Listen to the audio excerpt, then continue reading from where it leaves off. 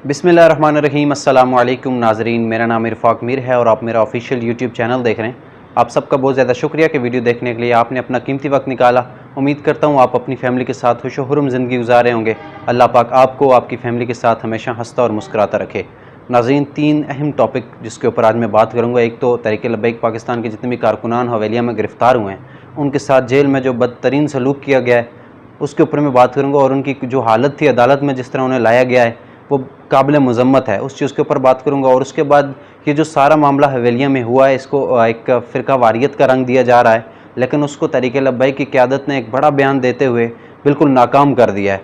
और जिस तरह फ़ारूकुल हसन साहब के एक बड़ा अहम जो उनकी मीडिया से गुफ्तगू है, उनमें उन्होंने एक बड़े इंकशाफ़ात किए जो इनको फ़िरका वारियत का रंग दिया जा रहा था, वो असल में मामला है क्या। आस्ता आस्ता ये चीज़ें सब खुलती हुई सामने आती जा रही हैं। इन चीज़ के ऊपर मैं बात करूँगा। आपसे गुजारिश है कि मेरे चैनल को सब्सक्राइब कर लें, साथ लगे बेल आइकन को भी प्रेस कर लें। और अगर ये वीडियो आप हमारे फेसबुक पेज के ऊपर देख रहे हैं तो आपसे गुजारिश है कि मेरे पेज को ज़रूर फॉलो कीजिएगा, ताकि आप तक हमारी सारी अपडेट पहुँचती रहें।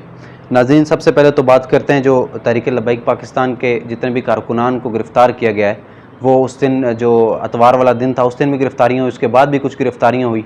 बहुत सारे लोगों के नाम 4 शेड्यूल में भी डाले जा रहे हैं। और अब 70 के करीब जो कारकुनान थे वो गिरफ़्तार थे, उनको कल ATC की अदालत में पेश किया गया। और नाज़रीन, काबिल मज़म्मत बात है और दर्दनाक तरीके से उनको ये 1-2 दिन जो उनके जेल में गुज़रे हैं वो गुज़रे हैं।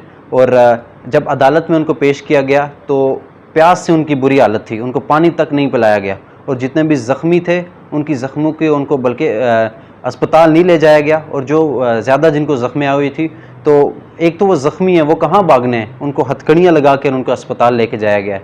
ये कैसा मुल्क है, यहाँ पर कैसे कानून है।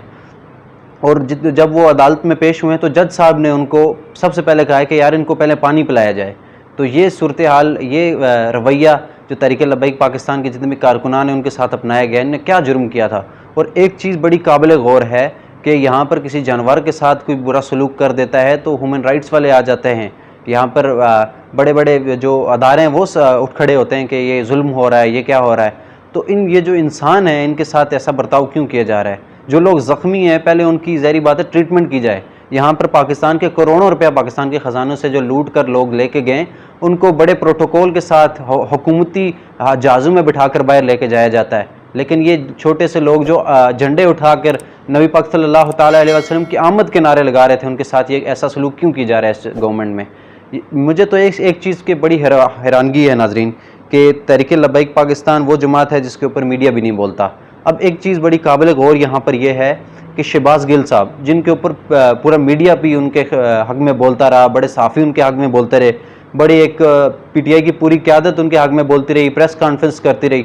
2 दिन जेल में गुजारे थे, उनके बाद उनका क्या हाल था जब उन्हें अदालत में पेश किया गया। ऑक्सीजन उनको लगा हुआ था और वो बार बार कह रहे थे कि मुझे ऑक्सीजन दोबारा लगाओ, मेरी बुरी हालत है। 2 दिन गुजारे थे, हालांकि उनके ऊपर पीछे बड़ी अच्छी बड़ी सपोर्ट थी मीडिया के, उनके बड़े लोग उनके हक़ में बोल रहे थे और उस वक़्त PTI भी बड़ी पीक में थी। तो ये लोग 2 दिन जेल में नहीं गुजार सके, तो सोचें तहरीक लब्बैक पाकिस्तान के ज़िली अमीर तक, ज़िली क़यादत तक को गिरफ़्तार किया जाता रहा है और साथ साथ 8-8 महीने ये गिरफ़्तारियाँ बर्दाश्त करते रहें। तो सोचें इनके साथ वहाँ पर क्या होता रहा है। 2 दिन बाद शहबाज गिल साहब की हालत आपके सामने थी। तो ये लोग किस तरह ये ज़िंदगियाँ गुजार गए हैं। अल्लामा हाफ़िज़ साद हुसैन रिज़वी साहब 7 महीने जेल में रह के आए और ये बड़े एक हुकूमत के ख़िलाफ़, रियासत के ख़िलाफ़ खड़े हुए थे कि फ़्रांसीसी सफ़ीर को बाहर निकालना है। तो सोचें इनके साथ क्या क्या हुआ होगा। और शेख रशीद साहब के आपके सामने बयान है कि साद रिज़वी साहब नहीं मान रहे, तो क्या क्या इनके साथ तशद्दुद हुआ होगा। और साद रिज़वी साहब तो चलो TLP के अमीर हैं, लेकिन जो छोटे छोटे कारकुनान और ज़िली अमीर उनको गिरफ़्तार किया जा रहा है, उनके साथ कैसा सलूक उन्होंने किया होगा। तो ये अल्लाह पाक के कोई फ़ज़ल थे कि जिस तरह इन्होंने जेल में अरसा गुजारा है, ये काबिल बिल्कुल तारीफ़ के लायक है। लेकिन जो लोग इतनी बड़ी सपोर्ट होने के बावजूद उनका क्या आशर हुआ। और उसके बाद बात करते हैं नाजरीन, जो ये सारा मामला हवेलिया में हुआ, इसको एक बहुत ज़्यादा इसके ख़िलाफ़ प्रोपेगेंडा किया जा रहा था। आस्ता आस्ता की चीज़ें बिल्कुल सामने आती जा रही हैं। जो मैं चीज़ स्टार्ट से आपके सामने बता रहा हूँ कि TLP के ख़िलाफ़ बड़ी साजिश की जा रही है और इस सारे खेल में उनको घसीटा जा रहा है, वो चीज़ें बिल्कुल आस्ता आस्ता सामने आती जा रही हैं। बहुत से जो लोग इसके ख़िलाफ़ भी बोल रहे थे, अब वो भी बात करना शुरू हो गए हैं कि वाकई ये साजिश है। एक मैं इसकी मिसाल आपके सामने पेश करता हूँ। सबसे बड़ा इस मामले का एक चीज़ कही जा रही है कि जो डेडलाइन थी, जो मुतनाज़ा इलाका था, वहाँ पर नहीं जाना। पहली बात यह कि उससे 3 किलोमीटर पहले ये वापस आ गए थे।